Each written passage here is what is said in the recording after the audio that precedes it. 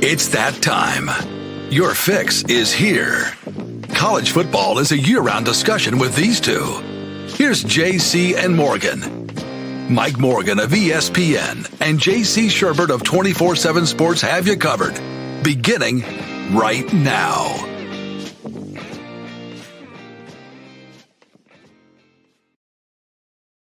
JC and Morgan, number 207 with the Mad Dog, producing Phil Molinax, the man, the myth, the legend behind the scenes. I am Mike Morgan. He is JC Shurburtt. I am in the Mecca, Atlanta, GA. I never know where you are anymore, JC. Where are you? Columbia, South Carolina again.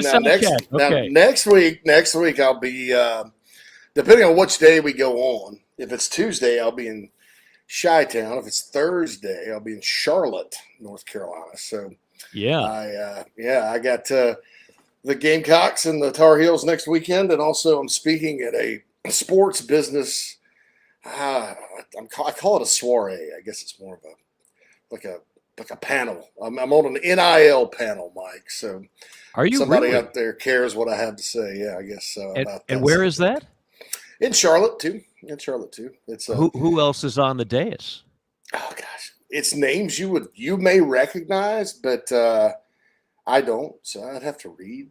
But okay. So the sports it's a lot of sports business people, sports business journal people, and things like that. So that's what I got going on next week. So that's should be a fun week with the season officially starting and some travel and stuff like that.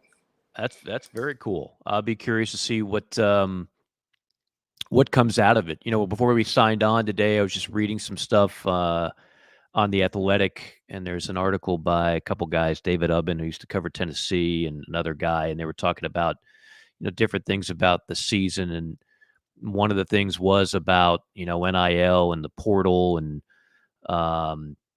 we've got a few kind of litmus tests going on right now. Like, for example, Texas A&M. You're either going to prove that you can outspend everybody on your way to championship type glory, or you can prove that chemistry still is extremely important, and it's not just about racking up a bunch of 5 stars. Those are some of the things that we're going to learn over time, where everything is still kind of in the experimental phase in terms of what the impact of all this is going to be. Because when you look at it, the same teams are kind of projected to compete for the title, right? And not much has really changed yet. I'm still waiting for that first team that's going to be like a 30 for 30 or untold on the best team money could buy, that never really competed for championships, and then all of a sudden they opened up the checkbook, and then boom, they became a national championship team. But we're not there yet. I don't think, anyway. It's never going to happen. You're never going to be able to do that in football. I think in basketball, if you have a good coach and you get the right top guys, you can. I mean, look at Miami in football versus basketball last year. They were certainly putting out the cheddar in both sports. And they straight up bought a kid out of the portal and put it in the newspaper. I was like, wow. But Jim Larinaga, veteran coach, you're dealing with 13 guys. You get them all on the same page. The bench is your friend in basketball, as we all know. And I think in some cases you could do it. Other cases, maybe not. Look at what happened in Kentucky last year in John Calipari. They got everybody back thanks to big NIL. And it didn't go so hot, right, Mike? So I think in basketball it's different. I think football, though, just because it's so developmental, just because your starting point in football is nowhere near your ceiling, even if you're a great 5-star talent, there's a lot of work that goes into developing in the sport, and it's human nature. It's why we didn't hear from Drew Barrymore for years after E.T., right? Child actors. That's why child actors that's a different debate there, Mike. But that's why child stars don't always they don't always become Marlon Brando, right? They kind of come and go, because when you have that kind of money at that age, where's your motivation to really get after him? You have to have an absolute uncompromising love for your craft. And football's a hard sport, man. It's taxing on your body. You could make former players make strong cases going, I wish I'd have never played because I'm 40 and I can't walk. You know, why do that? If you got $1 million in the bank, you invest wisely, you can live off that for the rest of your life. And so that's why I think it's now. I'll say this. Where NIL is going to help certain programs. Okay, so let's go back to Virginia Tech under Frank Beamer. How, absolutely good they were. Or Kansas State under Bill Snyder. Okay, so in recruiting, those two schools didn't always go get the 5 stars. It was hard. Especially, the kids would leave Virginia and go here, there, yonder, whatever. Those types of programs, if they have just a little NIL money, and they can end up convincing the 4 or 5 difference makers they missed out on that would have made their very good teams great and able to compete with Alabama and things like that. That's where I think you could see something like that happen.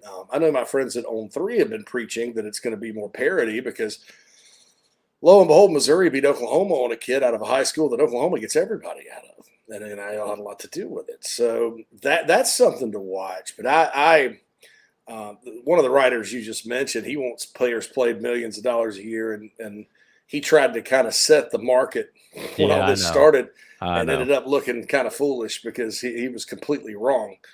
You may as well just be an agent if you're going to act like that. But I think it's very interesting though. So that's my take. I don't know. Georgia and Alabama and Ohio State keep trucking right along, right? So they have good NIL those schools, but that's not everything, right? It's not everything, but I think to your point, it's not set up where if you've been a middle tier to lower tier program that all of a sudden you're just going to spend your way to a national title. To me, it is more set up for the rich to get richer. So how many kids do leave Georgia, Alabama, Ohio State because of things like playing time and whatnot. If they really want to keep you, they're not going to lose you to money. Brock Bowers isn't going to go somewhere else because Georgia couldn't afford the NIL money that somebody else was offering, right? Same thing with Ohio State and Alabama and LSU and Southern Cal and Texas. Kids are going to leave premier programs, but it's not going to be over $50,000, I don't believe. So I didn't mean to even get into all that, but since you mentioned you're in the seminar, I want to find out how that goes. I think you're definitely one of the right guys to speak on that. Definitely. I'll tell you what, it's such a new thing. That's what we don't have any data on that. It's kind of like when the star system first started. We didn't have any data. Now we got some data that says over time, if you look at it, star ratings are a decent indicator of success, and recruiting class rankings are as well. But it's not everything, but it is. So NIL, Mike, we just don't. Because again, look at A&M. That's a great case study. By far the number 1 class in the country one year. The next year they go 5-7. It's kind of like 15th, 16th where they normally recruit. Mm-hmm. And a lot of that depends on resources too. That was a very donor-driven situation at A&M. Rich Aggie's got a bunch of money together. Well, if you go 5-7, donors aren't necessarily the biggest experts and most realistic about football, right? They want to win. They want to win now, especially if they're spending the cheddar. So the next year, I can't prove this, but my guess is that the resources were not as abundant, if you will. Yeah. After that, if you go 11-1, then the ATM's still working at premium levels. If you go 5-7, it might be a little less in the coffers. And so I think the actual models of how NIL works and stuff are going to come into play. I think there's people that are kind of running collectives and things like that, or that are on that side of it, or even within football programs, they're still kind of feeling right. What is the best way to make it sustainable to where you can compete? That's hard to figure out when there essentially are no rules, and the rules they have are kind of restrictive. It's almost like the rules are this idiotic. It's like, if there was a law where you can't punch anybody in the face, but you could shoot them. How does that make any sense? Now, can't punch anybody in the face, but you can shoot them. Or you're not allowed to wear boxing gloves, but you can haul off and sock somebody with your bare fist and break their jaw. Sounds like the New York subway. Yeah, well, similar. Most major cities these days. But that's how stupid the rules are. So, I mean, it's hard to navigate, but I'm with you. I'm curious to see 5 years, trend lines, and things of that nature. Yeah, there's a lot of things going on. And then the TCU story, that was mentioned in the article too. It's like, okay, are we going to see that again? I honestly don't think we're going to see that again for a long time. They benefited from a lot of things. Big 12 was down. They won a lot of close games. They did not win the Big 12 championship. And Michigan had a comedy of errors to help pave the way for TCU to win a semifinal game. It's a great story. Don't get me wrong. Great coaching. Max Duggan was a terrific story and great college quarterback. I don't care if he does anything in the pros, just like Stetson Bennett. That doesn't matter. I can name you 1,000 college basketball players that were outstanding college basketball players that did a lot of things to help their program win big games and championships, but they weren't NBA talents. That's okay. That doesn't take away from your college performance. But the TCU story, to me, even with an expanded playoff, I don't think you're going to see another TCU in a title game for a while. Just my guess. Hope I'm wrong. Better for college football if that is wrong. I don't see it happening for a while. Again, it is JC and Morgan, and I don't think that I do this enough at the top, but we got so many things going on. By now, you guys have figured out that we do record this live, and we're doing 2 shows this week. We'll have another one Thursday with the great Bill King, who's been following recruiting longer than anybody and who does a terrific show in Tennessee and for years and years did Sirius XM and so on and so forth. And you and I both go on Bill's show, but we haven't had Bill on this show. And that's just, well, it's a crime. It's a travesty. It's a crime-avesty. We're going to fix that on Thursday. But we've got the website, and we'll have our mailbag section of the show later on. If you want to shoot an email, go to JC and Morgan on the upper right-hand side. You'll see a mailbag tab. Your name and where you're writing us from, please, and we'll read your question on the air. We had Phil Steele on last week. He was terrific as always, so we're going to go guestless this week. When JC and I have a guest on the previous show, that means we got a lot to say on the next show because, we let Phil do a lot of the talking because we're very gracious hosts when we have a guest on. Just off the beaten path real quick, JC, and I know, you've been swamped with a number of things. I mentioned the Johnny Manziel untold story today. The Swamp Kings one comes out, and I'm looking forward to seeing it's like a 4-parter. The Manziel one was like an hour, and I thought really left a lot of stuff on the vine for whatever reason.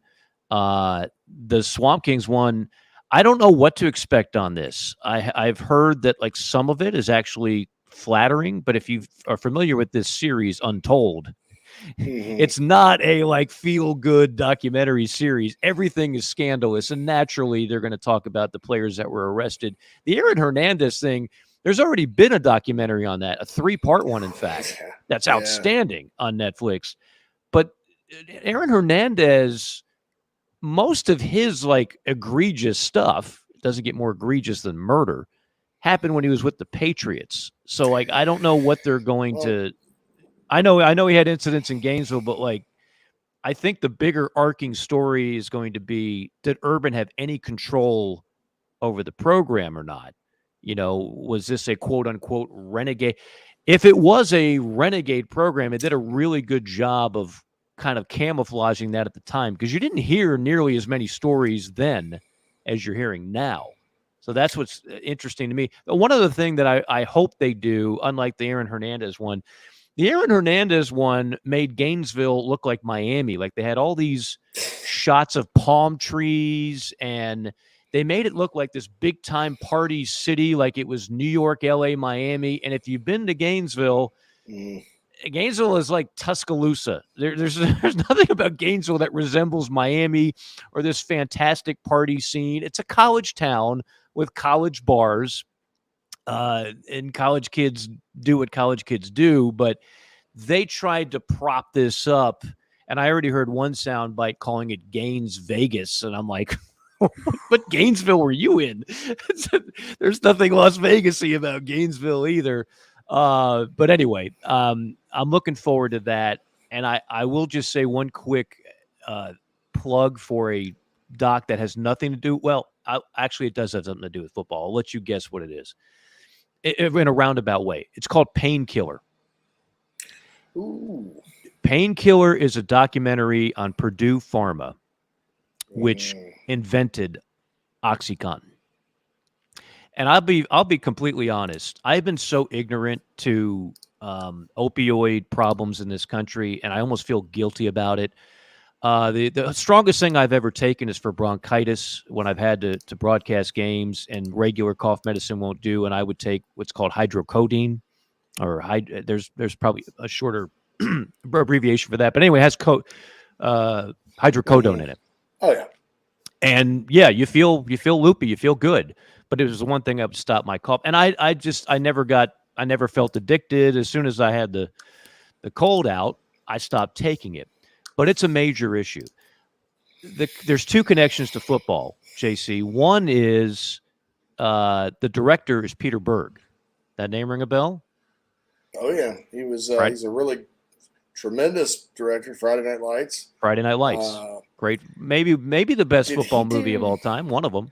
Did he do Black Hawk Down, or was that Catherine? He did Lone Survivor. Lone Survivor, yeah, that's it. In fact, the guy in Lone Survivor who plays like the stud who gets killed, spoiler alert, one of the guys who gets killed, he's one of the stars of this series. The other thing that made me think of football when I was watching this is how my brain works. Don't ask. It's just a little bit, it's everywhere. It's scattered. How many former football players did you know? Because I knew several that didn't make the NFL, or they made it like, maybe they got cut in camp or whatever, and they have to find out, okay, what am I going to do now? My career is over. They got into what? Pharmaceutical sales. A ton. This was the profession for former football players that same aggressive win mentality would help in sales, and these pharma companies knew it. And so any of you who know former football players at any major program, a lot of them got into this industry. Now, this particular company would choose young, attractive females to help kind of finesse male doctors into buying the product. But all I could think of was all the people that I know to this day that they got in that profession. Anyway, that's just a couple of recos off the beaten path, and I'm done with all that now before we get straight into football. Yeah, I'm looking forward to the Gator documentary, definitely. As far as painkillers go, I took an OxyContin one time. I drove from Nashville to Spartanburg, South Carolina.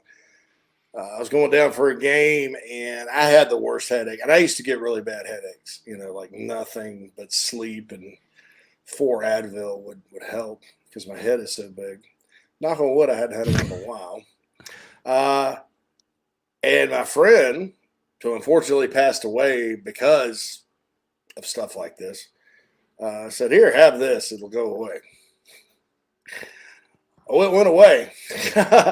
And I was like, I'm never taking this again because it's too – I could tell, like, just from taking it once that it was highly addictive. Yeah. And people get – and it's not only something that's mentally addictive, it's physically addictive. Change your chemistry in your body, and you literally cannot live without it. The withdrawals are awful. But I do think that's something I need to check out. Now, the Florida one, I was kind of at the dawn of my career as a recruiting analyst when all these guys, my first year covering recruiting was Urban Meyer's first year at Florida. Oh, wow. And so all the building process there, and I was kind of the Southeastern guy, so I kept up with the Gators. I used to go on radio shows in Florida talking about their recruiting and things like that. So I remember Chris Rainey and Jeff Demps and Percy Harvin and the Pouncey twins and Brandon Spikes and the Tim Tebow recruitment. I mean, those were all like things I had to cover for my job. So I remember all those guys. And so I remember watching them play when they really started to develop. And that was that team was not only, Mike, like ultra talented, that team had this edge to it too. You know, they were dominant, and they let you know they were dominant. So that it was weird because it was kind of a short reign, almost like SC, Southern Cal under Pete Carroll, where about 3 years, you didn't want to mess with them. Well, then things happened, and it just shows you how hard it is to sustain it. But I'm looking forward to watching it and kind of seeing what the behind the scenes scoop is on all that. Yeah. I mean, the whole thing on Urban. Urban is going to go down as one of the most polarizing, fascinating, mysterious coaches to ever roll through college football. I don't know if there are many more coaches that are disliked more than Urban Meyer, nationally speaking. And yet the success is undeniable everywhere he was. Everywhere. It's really, I don't know how history is going to beat Urban Meyer. I really don't. Like Jimmy Johnson was a hell of a coach at Miami. They had a lot of issues in Coral Gables. Tom Osborne had a lot of issues when they were winning national championships. Lawrence Phillips, ring a bell. I mean, some might say that's the price you pay. I mean, to a different extent, Georgia's going through this right now. I mean, there's been a whole lot of stories about stuff that's gone on around Athens. But I don't think Georgia fans are overly concerned with it. I don't think Nebraska fans regret anything that Tom Osborne did or didn't do. I don't think Southern Cal fans regret what Pete Carroll did or didn't do, or Reggie Bush getting benefits and having the Heisman taken away. And I'm not sure Florida fans regret things, although I don't know a lot of Florida fans. They love Spurrier, but they don't necessarily like Urban Meyer. In fact, some don't like him at all. So that'll be an interesting one. It just dropped. Swamp Kings did. Another college football related. I wish we had more of this. I mean, I want a college football doc every week, whether it's Netflix, Hulu, Apple, ESPN hadn't done a whole lot of college football docs lately. The ones they have done have been outstanding, but they haven't done a whole lot lately. There's so many stories to be told in this great sport that haven't even been told yet. All right, speaking of stories that need to be told, the JC5 needs to be told, and we're going to get to that in just a second. It's presented by Lifetime Fitness, a premier athletic country club. Amazing amenities. There's 7 of them in Atlanta. I first got introduced to Lifetime from a buddy of mine that lives in Memphis, and there's one right there in Collierville. And the moment you walk in, you realize it's different. Their Life Spa, Life Cafe, available to both members and non-members. They offer kids classes, swim lessons, over 100 weekly group fitness classes and programs taught by the best performers in the area. Again, it's just state of the art. I go to the one in Sandy Springs, not far from here in Brookhaven. You can visit lifetime.life for more information. And for those of you that want a shared co-working space, that's a big thing these days. They will not be outdone in that area either. Great conference rooms, quiet phone booths, full-service kitchens with complimentary snacks and coffee. And yes, that includes access and membership to the athletic country clubs as well. For more information, you can call 404-446-9475, 446-9475. Visit lifetime.life and tell them you heard about it here on JC and Morgan. Great people and terrific state-of-the-art facilities for Lifetime Fitness. JC, again, right now they're listening. The Fed is listening. Interest rates sometimes sway one way or another. We could really use some good news here because if you're trying to get a mortgage right now, we're now over 7%. It's just amazing what we've been able to do. I think it's been since 2001 that they've been that high. But nevertheless, you can raise morale in these tough economic times with the JC5. Without further ado, I cede the floor to Your Honor, J.C. Shurburtt. All right.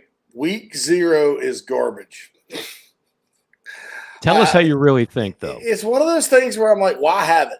Okay. If you're not going to try, I mean, that's the thing. Why try? Right? I've got the daggum. I mean, Notre Dame, obviously, I have to watch it because my fiance is a Notre Dame fan.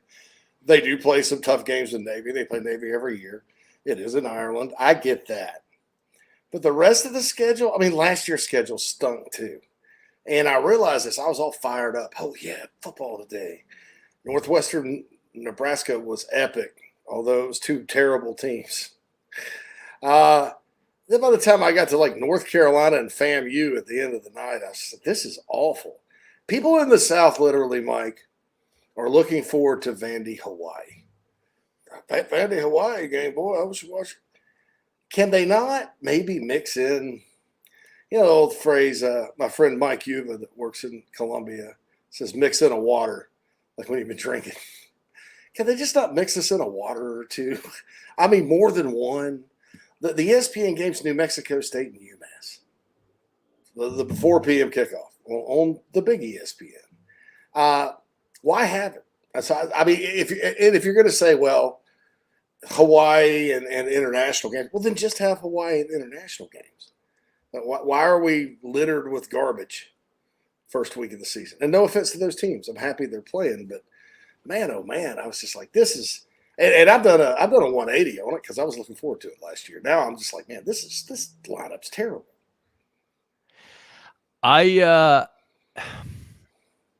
Here's the way I look at it. I can't complain all off season long about how long the off season is, and then complain about week 0 because the games are not optimal. And you're right, they're not optimal. Week 0 is truly it's a garnish. Okay, it's a garnish for a really good dish.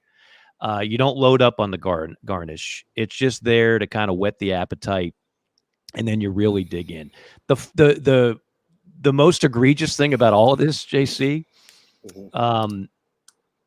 if I were to pick one game to watch in this whole crew, now I'm curious about Vandy for certain, not just because of their SEC ties. I like Clark Lee, and I think they actually have one of the better quarterbacks in the SEC. I really do. Now, what his weapons are like, that's a whole other story. But the game that I would want to watch at least a quarter, if not more, I'd want to see the Trojans take on San Jose State. I want to see the reigning Heisman Trophy winner. I want to see year 2 of Lincoln Riley. And San Jose State's like a middle-of-the-pack Mountain West team. Yeah. If this was San Diego State, it'd be, a little more intriguing. But San Jose State's got their coach is high energy. He's a new Heisel disciple. He's done good work there, and they're going to, obviously give it their all. But guess, if you want to watch that game, guess where it is?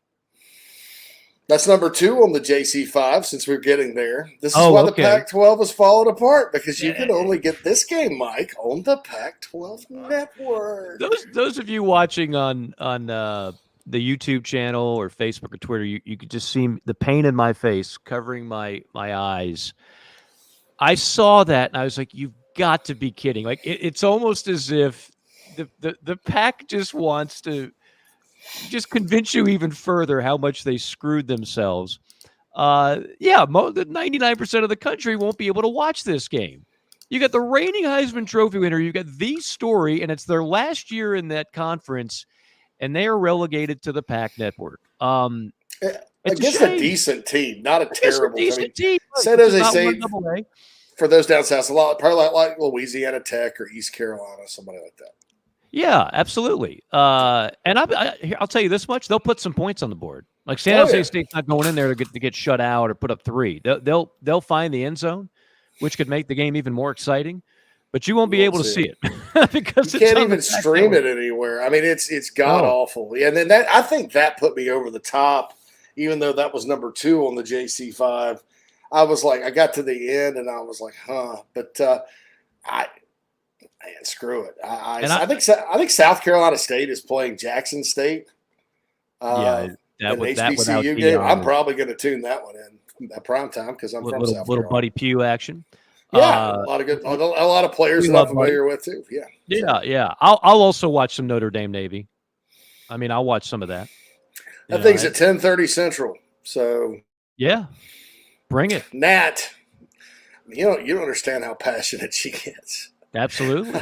I'm like, Nat, your fiance, for the record. Nat, my fiance, she's already humming the fight song. There we go. Getting ready. So, and that's the next thing on the JC5, Mike, is Sam Hartman. We touched on this some last week, but I know you love quarterbacks, man. And I know that is kind of your deal. I started thinking, and you actually alluded to this when you said last week that Notre Dame could be a team that sneaks in that is out of the top 5 or 6, but that could win a playoff. And I think Phil still agreed with you. Tell me about Notre Dame's highest upside with a great, because I think Sam Hartman's great. I don't think he's just good. I don't know why he didn't. Maybe the draft wasn't right. Maybe he's not a pro quarterback, but he's a great college quarterback. A lot of good years at Wake Forest, and now, he's got a lot more weapons around him and the best offensive line in the country. What's his ceiling for this season? I think if Notre Dame wins a bunch of games with that schedule, I think it's a safe bet that they will. I mean, they won a fair amount of games last year, and they didn't exactly light it up at the quarterback spot, and they had issues with play calling, and it was, first-year head coach, et cetera, et cetera, et cetera. Sam Hartman's going to put up numbers, and so Sam Hartman, as long as they remain undefeated, will be in a lot of postseason award conversations because, yes, he is the real deal. Now, having seen that offense that he ran at Wake up close with the mesh point and the way that it was unique, and I'm not going to say gimmicky, but it was unique. And so he did throw to a lot of wide open receivers. He also had a kid, an A.T. Perry, 6'5" kid who got drafted and went in the NFL. So it's not like they had no talent around him at Wake Forest either. But before that, of course, he had a running back in Kenneth Walker, who's now in the NFL, who transferred to Michigan State and somehow got Mel Tucker over $9 million a year. I think that Sam Hartman is – a lot of people are going to be watching him for the first time and being like, oh, okay, this kid really is – he's good. He's a good football player. Now, does he have the talent set of a Caleb Williams, a Drake May, a Michael Penix? No, he's not in that category. But once you get past that, yeah. And again, to go back to my original premise, just because you're not a first-round draft pick, or let's just say you never do anything in the NFL, doesn't take away from how good you were in college. We make this mistake all the time. Like, people justify the Heisman, their votes, or what was a mistake or what wasn't based on how the guy does in the NFL. That has nothing to do with the Heisman vote. It's what you did in college. Hartman will go down as a very good college quarterback. I don't know if he's a pro. But yeah, he's got a chance to, if Notre Dame has the kind of season that a lot of people think they will have, Sam Hartman will be a household name. Whereas before he was like, oh, that Sam Hartman kid from Wake Forest is pretty good. It'll be, oh, Sam Hartman, that is one of the top guys in college football. I think you get to New York. I think you get an invite if things go well. And check this out. Their schedule sets up well. It's like what I call a classic roller coaster schedule. The big wooden roller coasters. Not like the Coney Island Cyclone, but the ones where you go down the big hill, and then you'd have a lot of little hills, and then you have another big hill. So they go from Navy, Tennessee State, at NC State, could get a little tricky, probably not.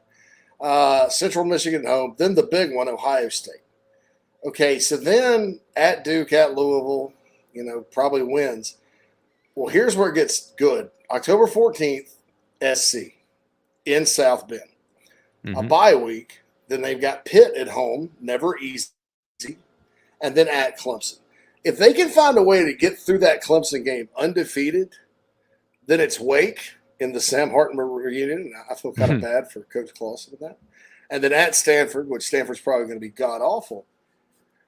That's a playoff team, right? They're going to be undefeated. They're probably going to be in the playoff. And because Hartman is so good and because their offensive line is so good, I don't know that they won't match up a little better this year than maybe they have in the past. Who knows? Who knows who they'll play? But I've got my eye on them for more reasons than just my fiance loves them. Yeah, I mean Notre Dame can be, they're like a slightly better version of Utah, and I mean that as a compliment. Utah's a 2-time defending Pac champions. They've got a lot of big wins under their belt. We'll see how they do against Florida next Thursday in a true week 1, let's get the party started type of game, especially if Cam Rising is healthy, which is still day to day. But no doubt, Notre Dame you're never going to beat them on the line of scrimmage. They always have tight ends that are built like something out of a Terminator movie. And now they have their quarterback. You would think second-year head coach is going to learn some of the mistakes. You can't have a Marshall-type performance like they did. How they lost to Marshall is still that is just miraculous. They lost to Marshall at home. That's got to be one of the worst losses for Notre Dame in a long time. But if you just avoid those type of complete setbacks and everything is now back on par, then yes, they have a chance to actually sneak in the back door of the playoff. Now, they always need help because they're an independent. That means some conference has to be a letdown, or the top team in that some conference has to be a letdown in order to pave the way for, because the SEC is likely going to get 2. And is anybody going to beat Southern Cal out west? Yeah, I mean, obviously Notre Dame would be a possibility there, but they're going to win. Yeah, correct. So they beat Ohio State, it eliminates them from the Big, or gets them ahead of them in the Big Ten. Beat Clemson, it gets ahead of them in the ACC. Beat Southern Cal, puts them ahead of them. So, well, let me put it this way: 2 from the SEC, 1 from the Big Ten. So now you're left with that 1 spot. Yeah, so you have to hope that Southern Cal, non-factor. You have to hope that Clemson / Florida State in the ACC, non-factor, and you have to hope, which is a pretty safe hope at this point, that Texas, Oklahoma out of the Big 12, the normal powers, are not a factor. And then that paves the way for Notre Dame to grab the number 4. Exactly. All right, let's talk some new coaches. That's the last 2 topics. Okay, so better first season in your opinion, Matt Rule or Hugh Freeze?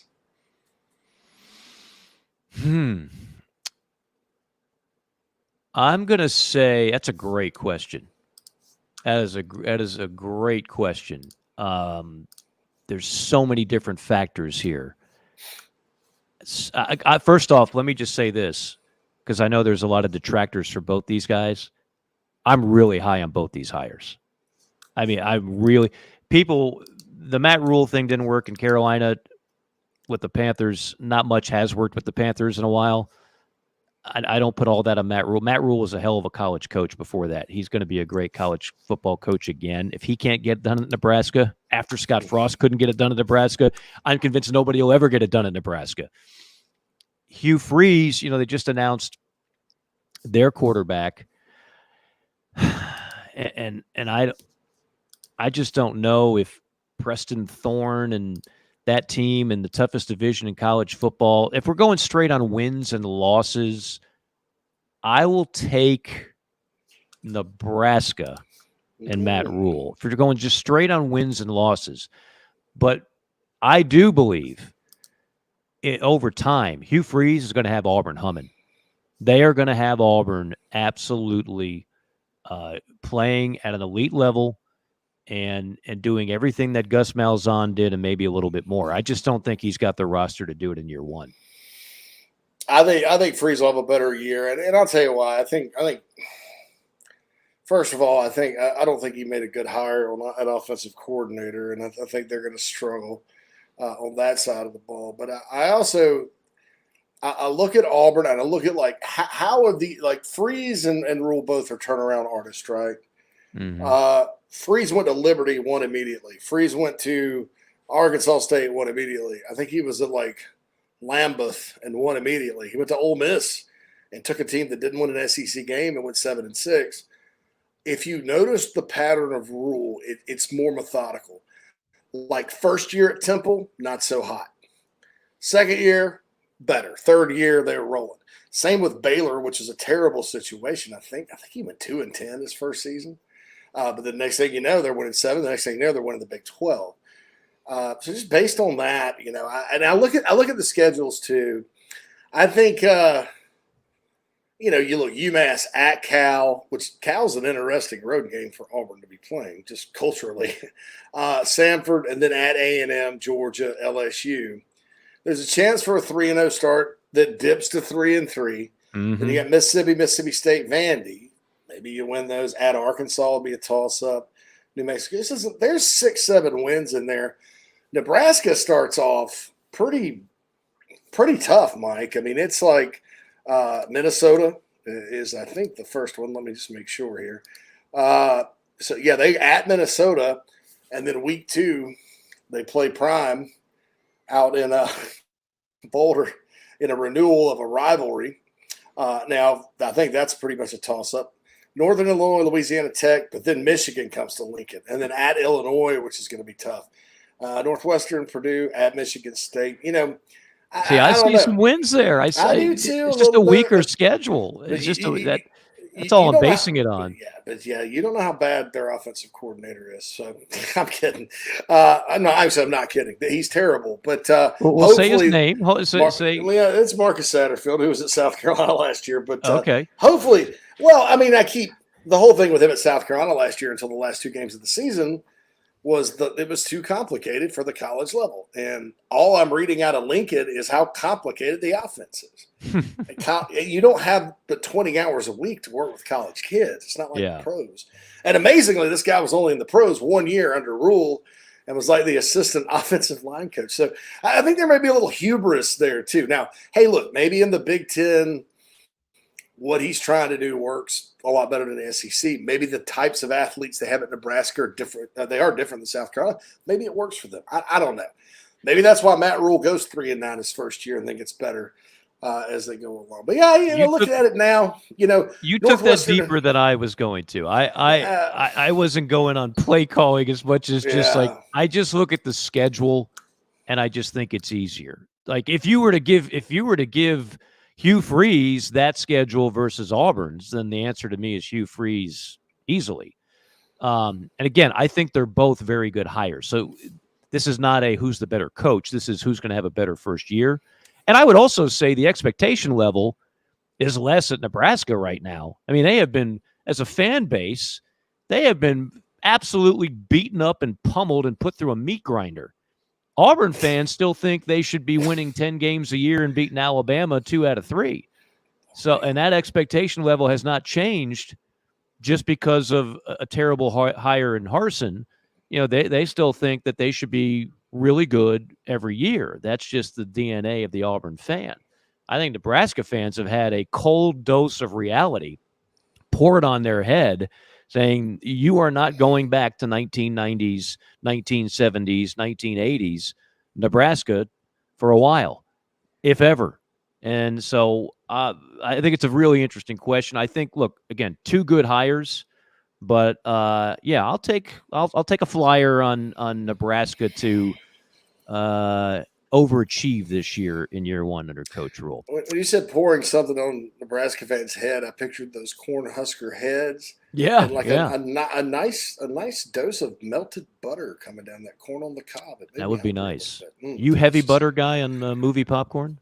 Movie popcorn, absolutely. I mean, you can't put it's not even real butter, but I don't know what's in there. I know it's just like it's like a heart attack in a bucket every time I eat it. But if I go to a theater, that's going down. It's happening. All right, we've got to go not down, but we're going into our first we got one more quick timeout. Oh, we got one more. I thought that was one more. 5. The new coach part B. I was not on that major. And you were talking about DNA, so that's interesting because I believe every program has a DNA. I think that's why coaches like Will Muschamp and Jim McElwain did not work out at Florida. That's why I have questions about Billy Napier working out because they want coaches that score. At Alabama, it doesn't matter. Run the dang ball. I mean, there's just different programs. And now sometimes they change it. Clemson used to be run the dang ball, and now look at what they do.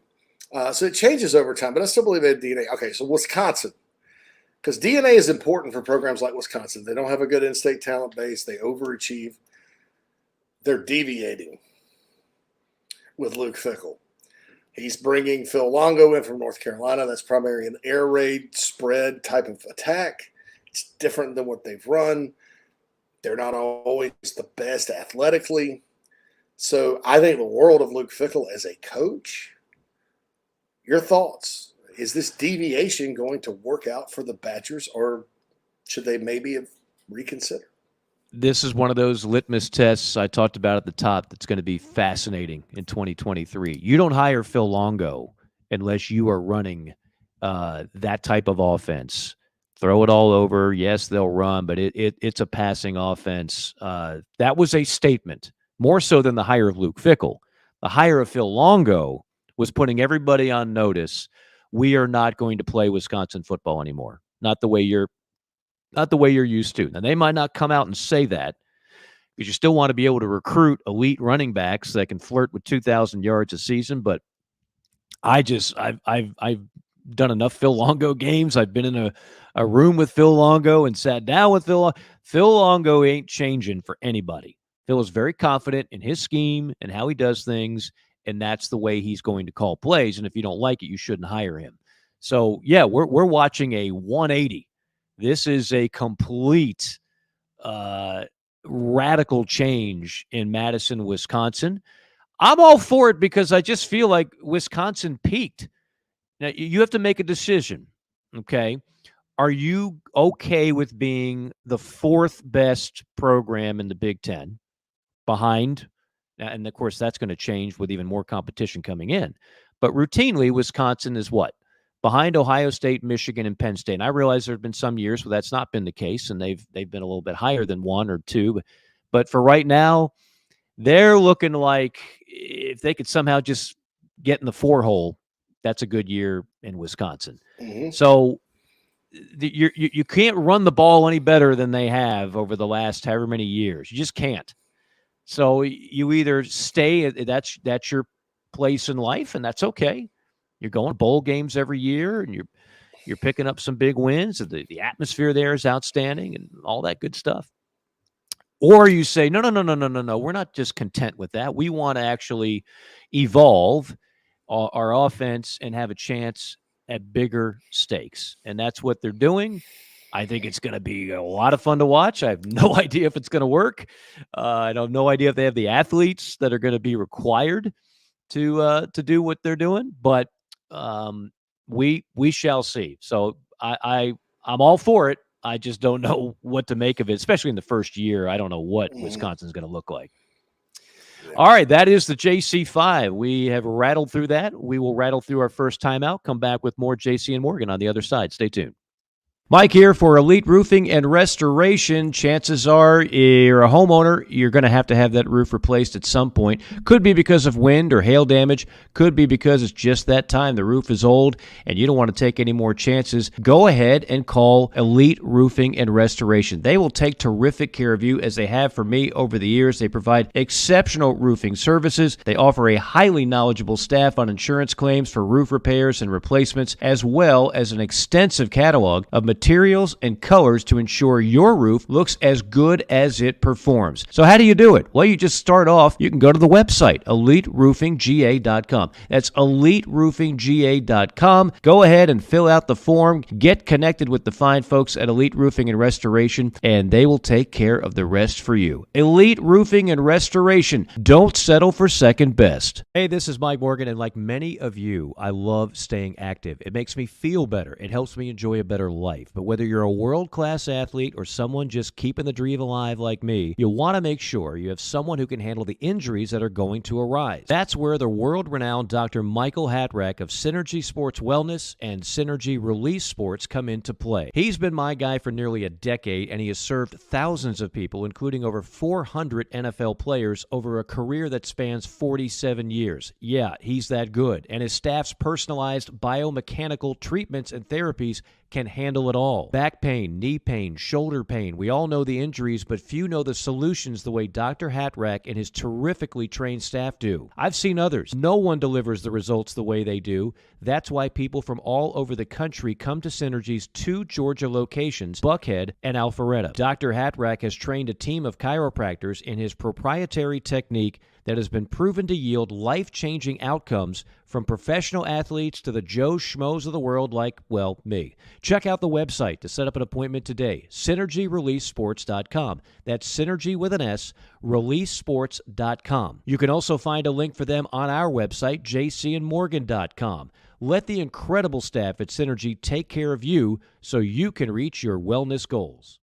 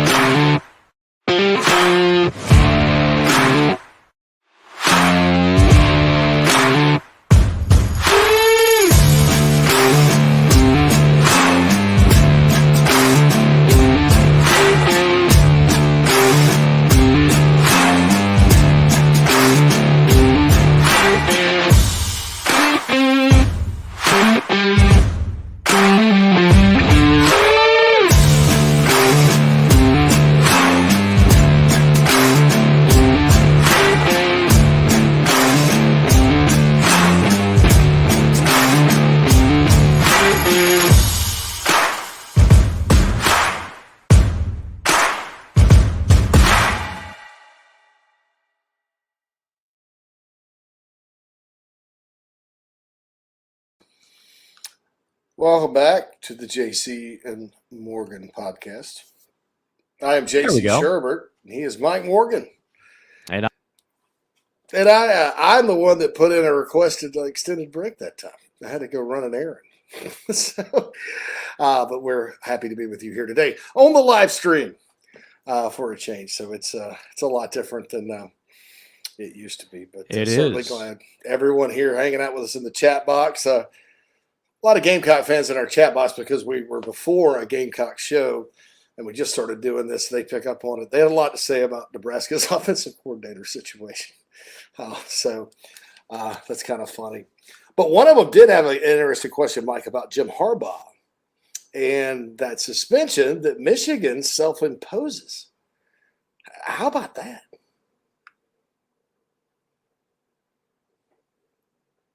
Uh-oh. Can't hear you, Mike. It's okay. He's going to get that fixed here in a second. I'll tell you what I think about it. I think it's a joke, just like you do, Joe. I think sometimes in college athletics, there's this constant fight going on between administrators and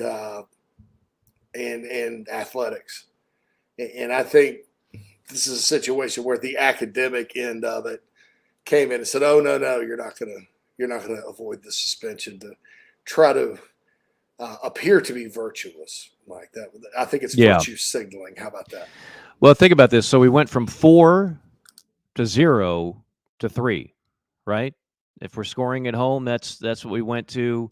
We've talked about on this show, the NCAA clearly has lost its teeth, but they still are there. I mean, they still are a governing body for situations like this. This was a COVID violation, the most egregious of which was, we all know, was conducted by Herman Edwards. Herman Edwards ain't around anymore.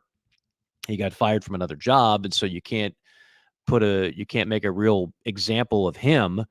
So you go to the second top abuser of that rule during that time, and that was Jim Harbaugh. And I don't know how they wound up from 4 to 0 to 3, but this is where we got. And if you look at the 3 games that he's suspended for, Michigan's going to be okay. They're going to be just fine without him.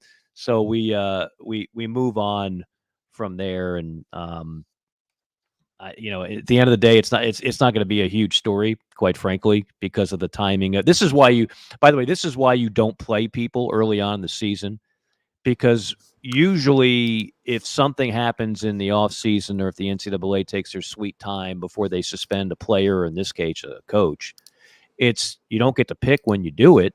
It's just at the beginning. So if you play your cupcakes early, it doesn't make a difference. If you play in one of these super duper kickoff classic type games, it makes a load of a difference. So in this case, it won't hurt Michigan at all.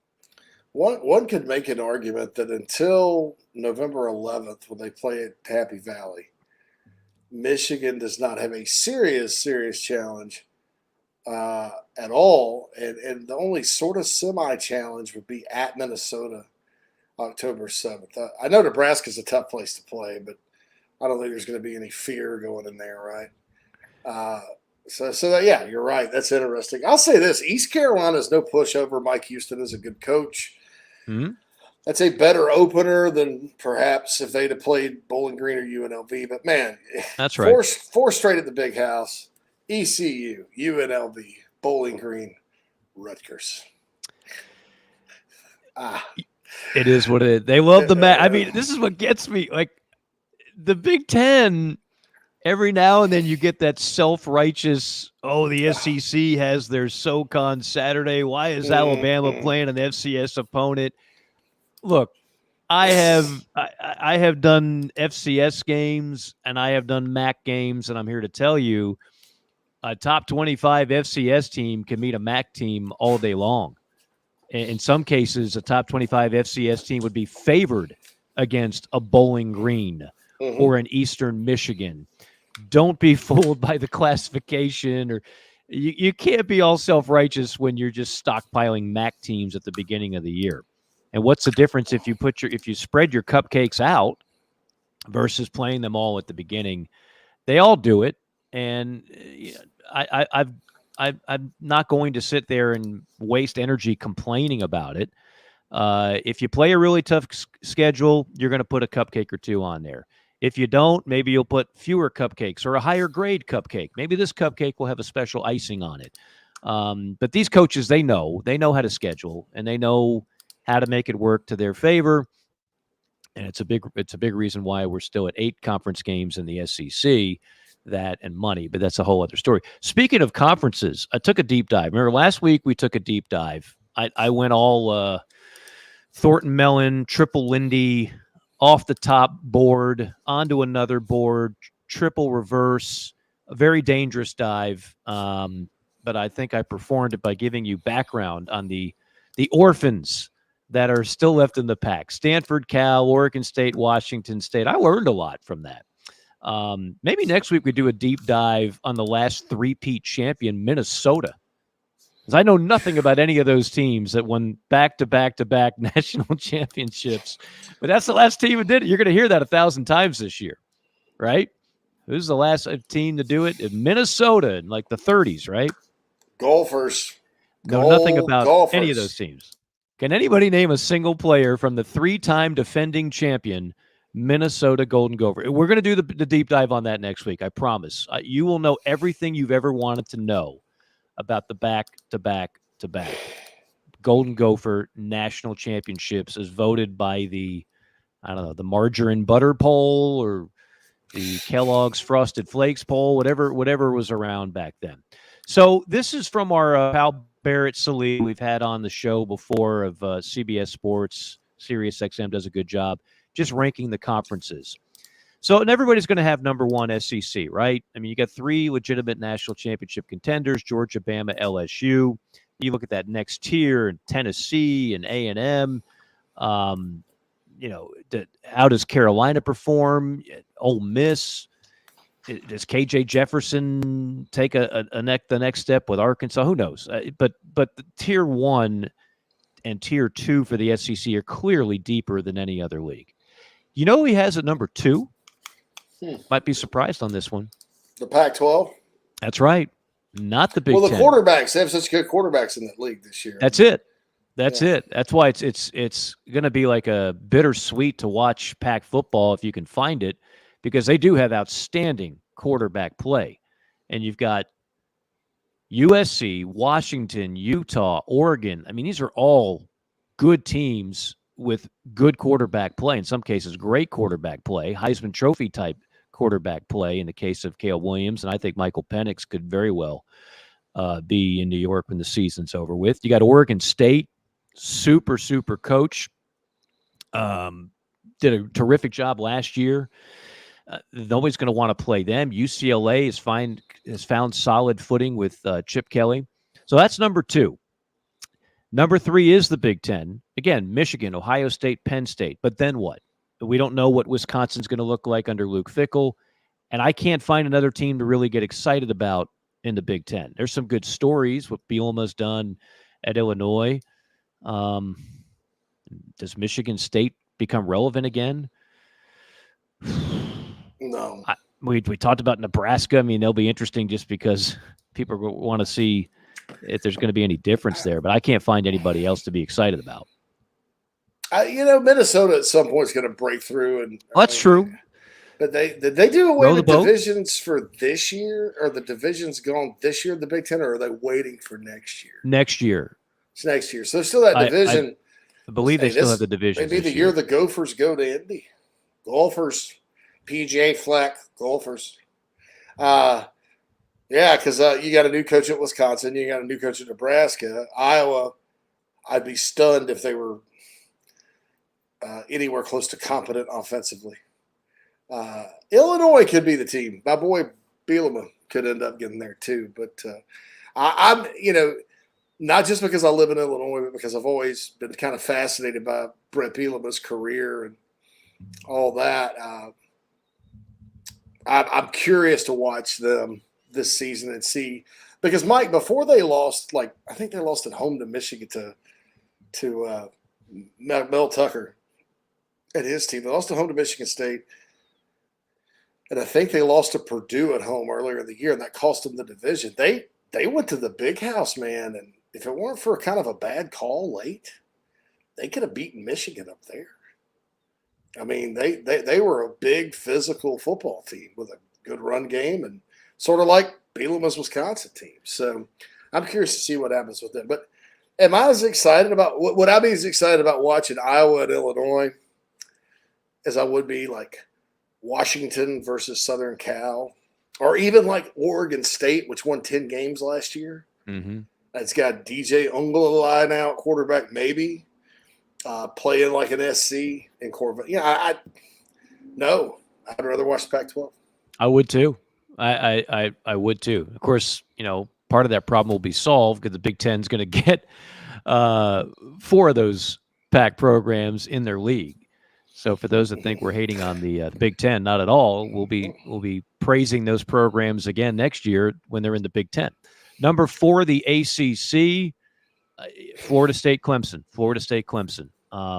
We got an emailer that we'll get to in our final segment after the break with the mailbag about that game. But Florida State, Clemson, if the Tar Heels do beat the Gamecocks in week 1, then there'll be a bright light shining on Drake May and Mac Brown and what's going on in Chapel Hill. If they lose, I think they'll quickly people will just forget about them. And the focus, again, will be all about those 2 programs, Clemson and Florida State. Does Miami have a resurgence left in them? NC State's going to do what NC State always does. The ACC 4th. That's right. Yep. No shame in 8-4. 8-4 in the ACC, a little different than 8-4 in the SEC. Is Dave Clawson the next Jim Grobe, or will he ever take another job? Because I think if at Wake, they're talking about being pretty solid again. Yeah. Let's say Wake wins 8 again this year. You talked to Dave Clawson, and he is really happy in Winston-Salem. He knows they are what they call a developmental program, right? And so he has that formula in place. That doesn't work everywhere, but it works for him with that program in that league. And there's a lot of quarterbacks that would not mind playing for him. The expectation, how hot does the seat ever get if you're the Wake Forest coach, right? It doesn't get that hot. So he's in a pretty good place. Jim Grobe had that kind of longevity too. He never left. They were talking about him. No, he could. He certainly could have. He had the 1 year at Baylor as the interim, but he could have gone. So that's interesting.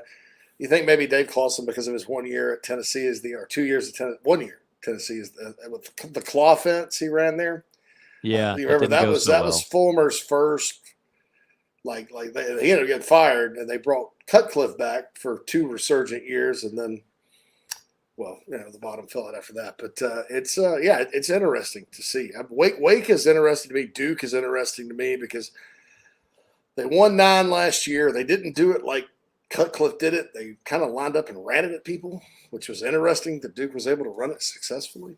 And they've got Clemson on Labor Day night at Wallace Wade, historic Wallace Wade Stadium. Have you ever called a game at Wallace Wade, Mike?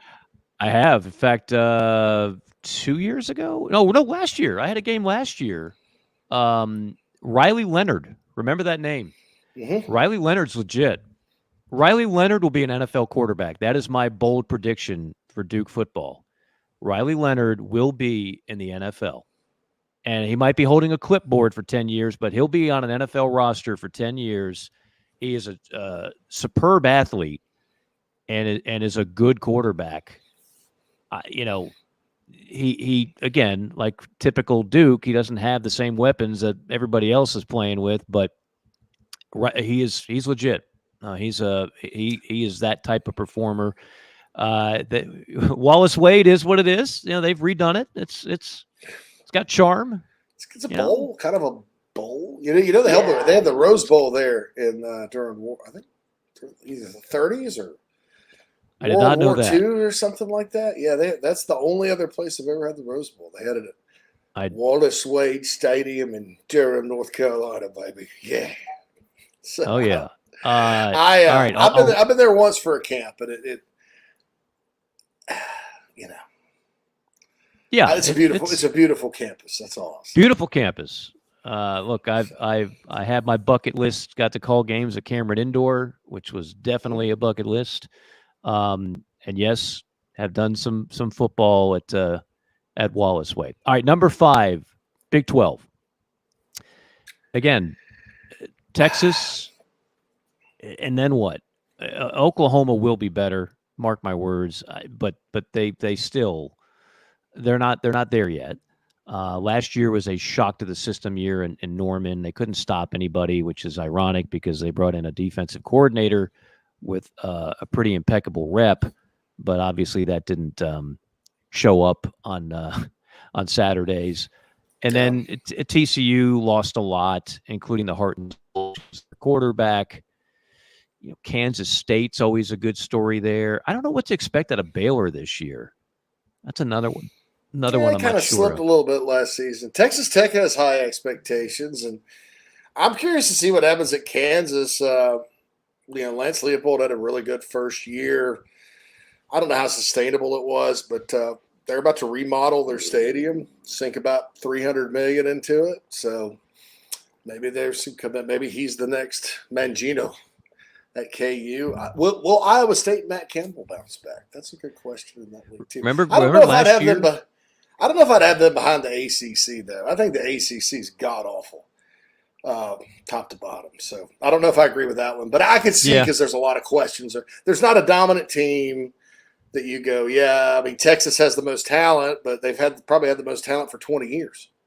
Well, the problem is, I actually think next year, even with the loss of Texas and Oklahoma, the Big 12 will be better top to bottom when they add what they add, right? Because, Texas, as you pointed out, has not been a dominating program at all. Mm-hmm. And Oklahoma's coming off a down year, and who knows what they're going to look like next year.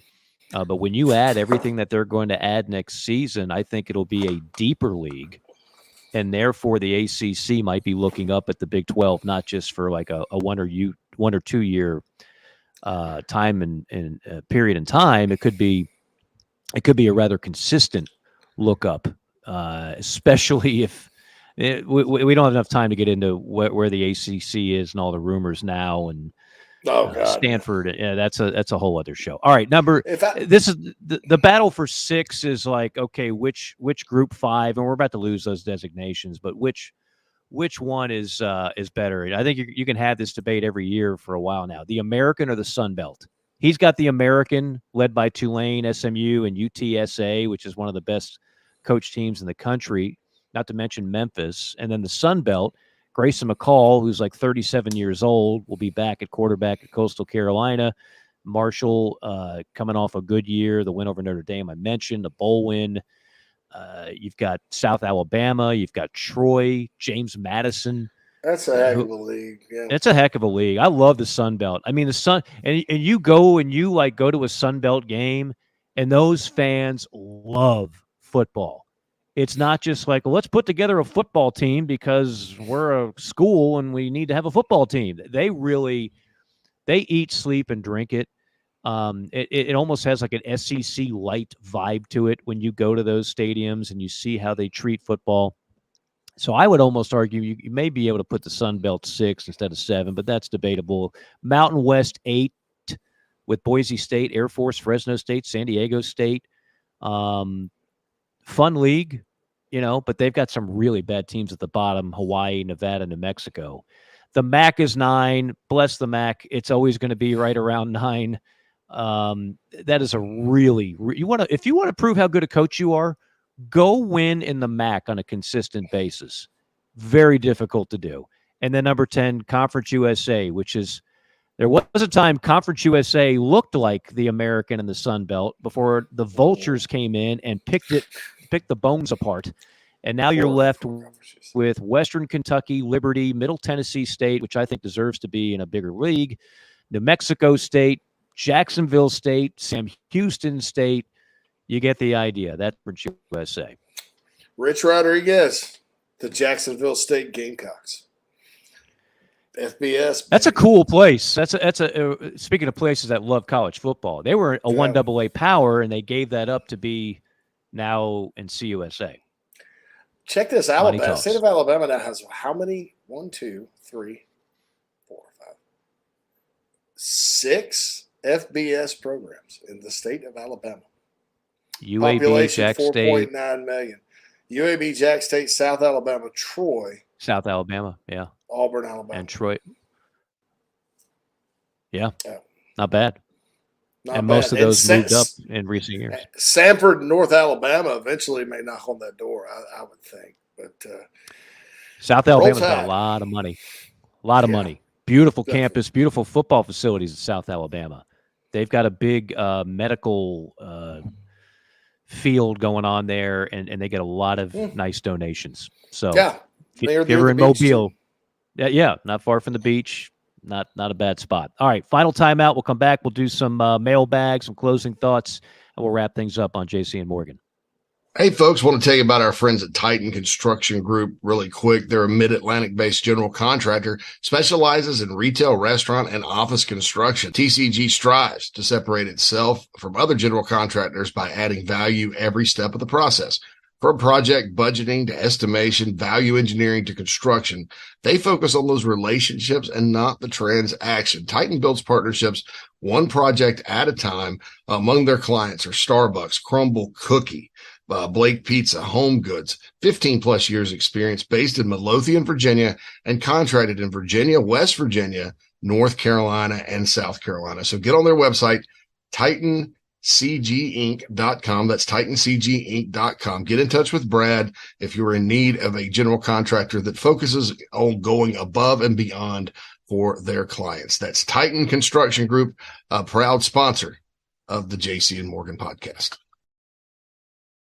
Mike here for Elite Roofing and Restoration. Chances are you're a homeowner, you're going to have that roof replaced at some point. Could be because of wind or hail damage. Could be because it's just that time. The roof is old and you don't want to take any more chances. Go ahead and call Elite Roofing and Restoration. They will take terrific care of you, as they have for me over the years. They provide exceptional roofing services. They offer a highly knowledgeable staff on insurance claims for roof repairs and replacements, as well as an extensive catalog of materials and colors to ensure your roof looks as good as it performs. So how do you do it? Well, you just start off. You can go to the website, EliteRoofingGA.com. That's EliteRoofingGA.com. Go ahead and fill out the form. Get connected with the fine folks at Elite Roofing and Restoration, and they will take care of the rest for you. Elite Roofing and Restoration. Don't settle for second best. Hey, this is Mike Morgan, and like many of you, I love staying active. It makes me feel better. It helps me enjoy a better life. life. But whether you're a world-class athlete or someone just keeping the dream alive like me, you'll want to make sure you have someone who can handle the injuries that are going to arise. That's where the world-renowned Dr. Michael Hatrack of Synergy Sports Wellness and Synergy Release Sports come into play. He's been my guy for nearly a decade, and he has served thousands of people, including over 400 NFL players, over a career that spans 47 years. Yeah, he's that good. And his staff's personalized biomechanical treatments and therapies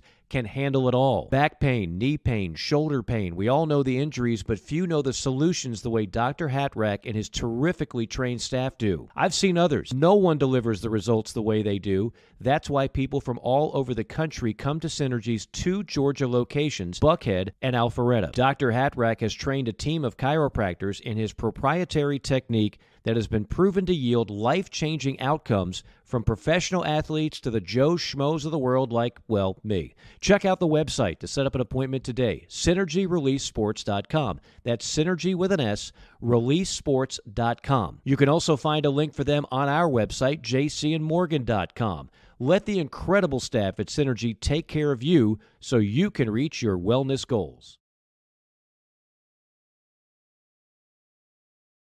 Back for the final segment here, JC and Morgan. Don't forget a special installment on Thursday as we're joined by Bill King, who has been a long-time college football kind of pillar, I guess you can say, and does a great show over there in the Music City of Nashville, Tennessee. So we'll have another one, a twofer week here on JC and Morgan. By the way, for those wondering why I have the Houston Texans Stadium in the background, if you're watching us on the YouTube channel or Facebook, that is where the national championship game will be played, January the 8th. And no, I have no idea how many days that is away. I don't count, but it'll be here before you know it. Too soon, January the 8th in that stadium. Beautiful stadium. I was there 10 years ago, and I think they still have natural grass, but a cool spot. It's right next door, JC, to the old Astrodome, which is still there. I don't know. I think they have like monster trucks and rodeos in there now. But you look at the Astrodome now, and it just looks like this piece of garbage. That used to be the 8th wonder of the world. Like that literally was the thing, was the Astrodome. And now it's just like, oh yeah, there might be some weeds growing out of it, and the roof's falling apart, but it's still there, by golly. The good old Astrodome. Are you ready for some emails? Absolutely. That was not rhetorical. I want full enthusiasm here. I say, are you ready for some emails on the mailbag? Absolutely. There we go. Yeah. The mailbag.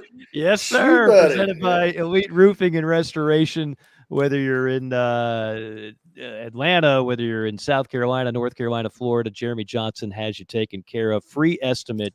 Just call that phone number right there, whether it's hail damage or just an old leaky roof, 678-781-1998. I teased this one earlier from Dino in Orlando. He just says, point blank, Clemson or FSU in the ACC? What do you think? I'm going with Clemson until FSU proves they can beat Clemson. I'm with you. I thought at times FSU was the better team last year. But Clemson just had their number down at Tallahassee. It was a 6-point game, but it wasn't that close. I mean, Clemson blew them out. They got to go to Memorial Stadium in September. They've won there once.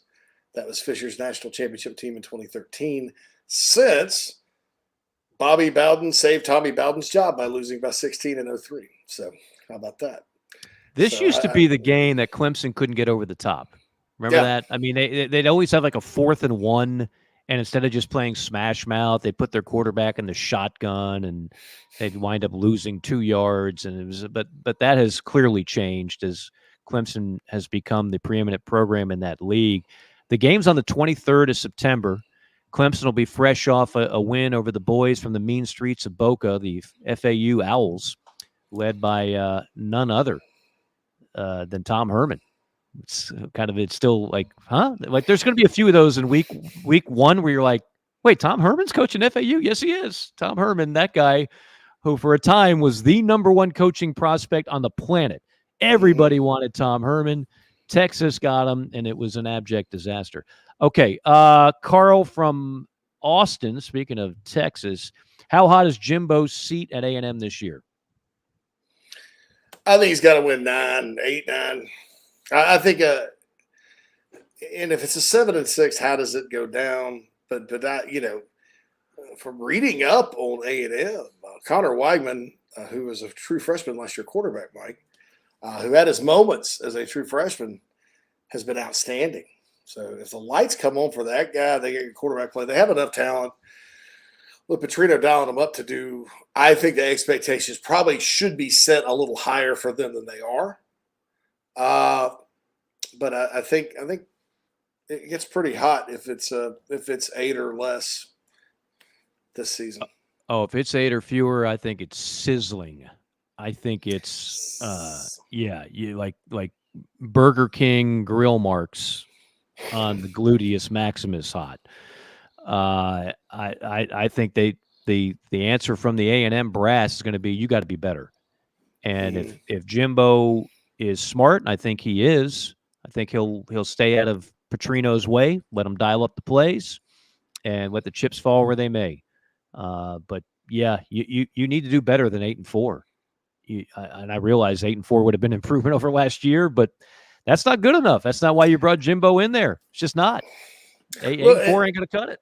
And look, man, let's say the questions about Alabama don't get answered, and Alabama kind of falls back to the pack. And I think LSU's an awfully good team, Mike. Do I sit there and, if I were putting odds on who could win a national championship, would they be higher than Bama? No. They were a good team last year. Good story. Not dominant, and they did lose to A&M. A&M has the roster to if Alabama is just so to win that division and win the final SEC West. They have the roster to do that. Question is, will they? Don't know. Yeah, I'll find out. All right, last one. Tony from Nashville, Music City. Love hearing from Nashville. Week 0 is upon us.